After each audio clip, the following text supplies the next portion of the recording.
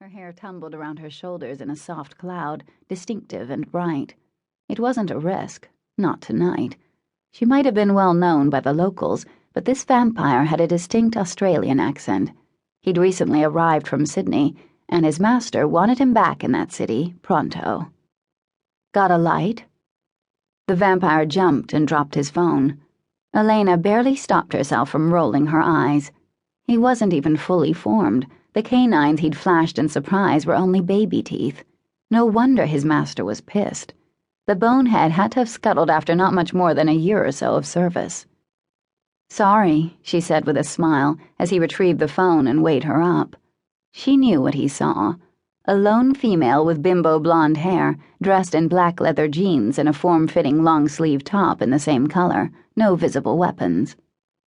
Because he was young and stupid, the image made him relax. "Sure, sweet thing." He reached into his pocket for the lighter. That was when Elena leaned forward, one hand sweeping behind her back and under her top.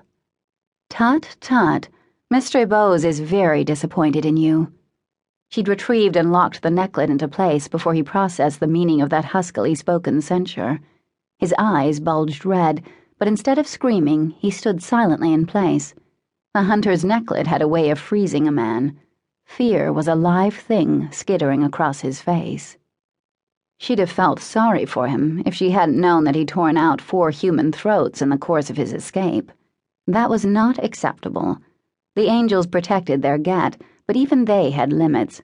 Mr. Bowes had authorized the use of any and all force necessary on this one.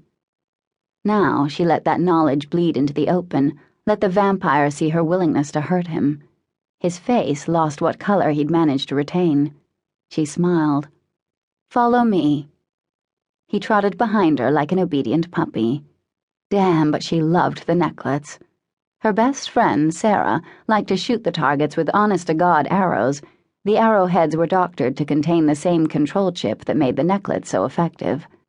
The instant it touched skin, the chip apparently emitted some kind of an electromagnetic field that temporarily short-circuited a vampire's neural processes, leaving the target open to suggestion.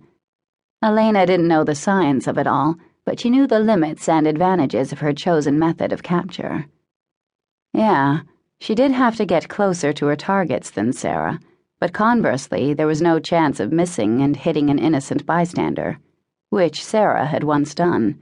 It had cost her half a year's pay to settle the lawsuit. Lips curving at the thought of how pissed her friend had been at not making the shot, Elena opened the passenger side door of the car she'd parked nearby. "Inside," she said. The baby vamp squeezed in his girth with effort. Making sure he was belted in, she called Mr. Bowes' head of security. "I've got him." The voice at the other end instructed her to drop the package off at a private airstrip.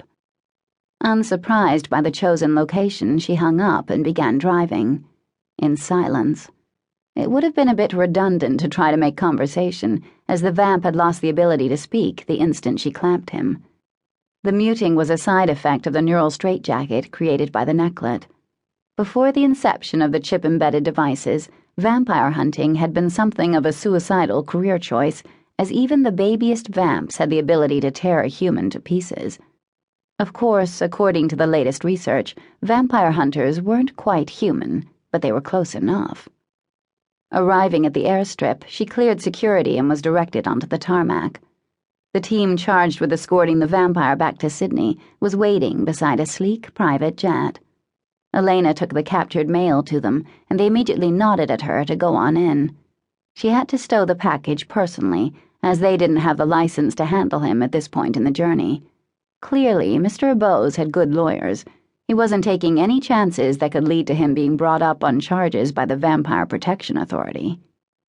Not that the VPA had ever managed to make cruelty allegations stick. All the angels had to do was display a couple of photos of humans with their throats torn out, and the jury was ready not only to acquit, but to give them a medal in the process. Elena escorted the vamp up the steps into the large open crate at the back of the passenger hold. "Inside," she said. He walked in, then turned to face her, terror pouring off him in a wave that had already soaked through his shirt. "Sorry, bud. You killed 3 women."